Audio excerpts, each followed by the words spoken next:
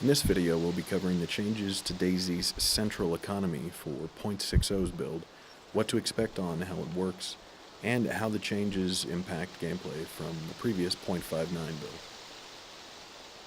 Please keep in mind that as DAYZ is in active development, anything seen in this video, including rendering functions, nighttime settings, economy settings, and so on, can and are subject to change as DAYZ continues development towards its early access release. At this time, DAYZ's central loot economy is actually managed by a server-based applet that has full control over everything from dynamic events, quantities of items spawning, item respawn, item despawn, and so on and so forth. It is our intent as we move towards supporting modification of DAYZ and private servers that this tool will be made eventually available to those members of the community who are interested in modifying DAYZ or hosting their own private hives.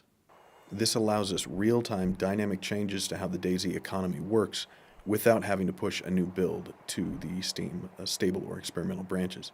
In previous months, we've discussed our intent to support phasing of Chernars, to open up both the map designers in using structures wherever they like, and more precise control over where and what places certain items spawn. At the most obvious level, this allows us very specific control over high-end military gear, explosives, and rare items in general.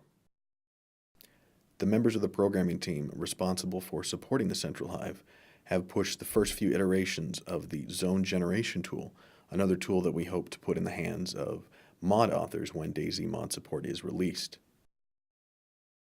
While this tool is still fairly early on in its development, you can see that it's feature-rich and relatively easy to use for the designers to rapidly iterate upon how the phasing and zone generation is set up within DAYZ.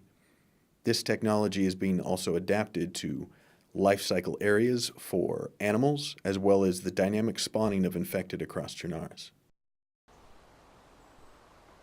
Based upon bug data we were able to gather from our feedback tracker in 0.59, we've gone through and done a full audit of tagging and quantities within the DAYZ economy. This should be most visible to survivors in high traffic areas across Chernars, such as military bases and large population cities. The goal here is to see less repeating of the same items in buildings and more dynamic representation of the loot spread across Chernars.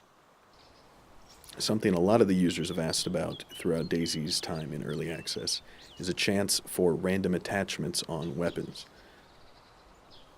Be it handguards, optics, buttstocks, or magazines, the Central Hive now supports the randomization of attachments in the same function as we see with vehicles. Here we see several examples of M4 spawn throughout a development server.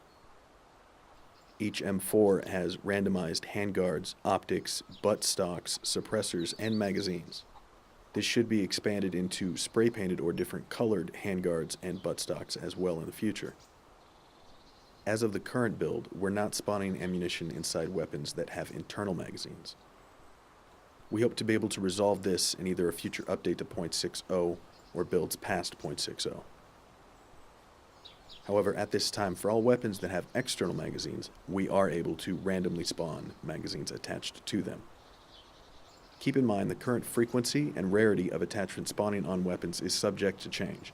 We'll be keeping an eye on how this plays out on both experimental and stable branch, and be updating it in the future to ensure a healthy balance of this across the game.